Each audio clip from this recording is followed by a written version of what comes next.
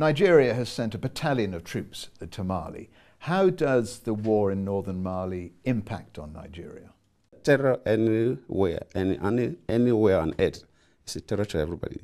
So because of the excesses of these terror groups in northern Mali, it's a threat to West Africa, a threat to Central Africa, of course a threat to North Africa. They cannot limit themselves to northern Mali. Terrorists are criminals. They don't respect international boundaries. They don't need a visa to enter any country. They do that at their will. So if we all don't collectively solve the problems in northern Mali, none of the countries in West Africa, none of the countries in Central Africa, and of course none of the countries in North Africa is safe. Do you worry about the conflict there, the war there, becoming internationalized? Yes, of course. Even presently, some of the local terrorists in Nigeria called Boko Haram are trained in northern Mali. So there's a link. There's a solid link between northern Mali terrorist activities and what is happening in northern Nigeria. There's a link, solid link. People have written a lot about how to manage terror. Nigeria is not the first country that is experiencing terror. Managing terror takes different dimensions, you know very well. And we are taking all the dimensions, all the options that are known to man for managing terror. So what do you do with Boko Haram? Do you fight Boko Haram or do you negotiate? It's not just negotiation and fighting with the army. Those are just two options. But I've told you that if you read about terrorism all over the world, there are various approaches. And we are using all the options. The using of the security is there. In terms of intelligence surveillance, we are using it. In terms of reaching out to them, the government has not directly reached out to them because they still operate as faceless organizations. And I've been repeating it all over the place. A government cannot negotiate with faceless organizations. You must have an identity for us to negotiate with you.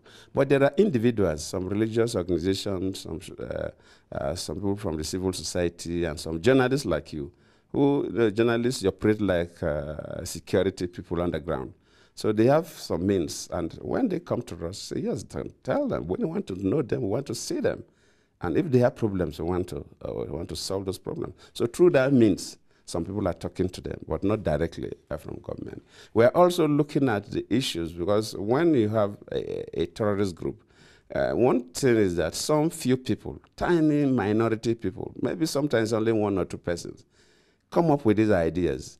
But if you have a number of boys who probably are not well educated, probably who are not properly occupied, they could be easily brainwashed, and you recruit them into your terror. So is education one of your challenges for the North, for the Muslim North? Is education one of your priorities? Yes, of course. That is why we even come up with this basic educational program we call the Al-Majiri Educational Program, to cater for those young boys who their parents cannot afford to take them to formal schools. And sometimes they are only taught some religious programs, and they grew up without skills. So we say, no, in addition to learning about your religion, you must develop skills so that you can make a living. Can I ask you about oil? You're Africa's biggest oil producer, but are you trying to diversify your economy now away from oil? Yes, of course. I always say that oil brought money to Nigeria, but oil also brought problems to Nigeria. There are two problem areas that we assume that oil brought, but the first, and to me, the most severe one, is that with the advent of oil, Nigeria abandoned agriculture, which has been our primary source of income. So why has President Goodluck Jonathan come to Davos? Why has Nigeria come to Davos? What's the point? Davos, by this time, is a center for discourse on the economic issues globally. Right. And when you come to Davos, you share ideas with other heads of states and government at our level and at the level of the ministers. Also share ideas with their contemporaries in other countries that probably have similar circumstances, and you learn one or two things about how they are going about.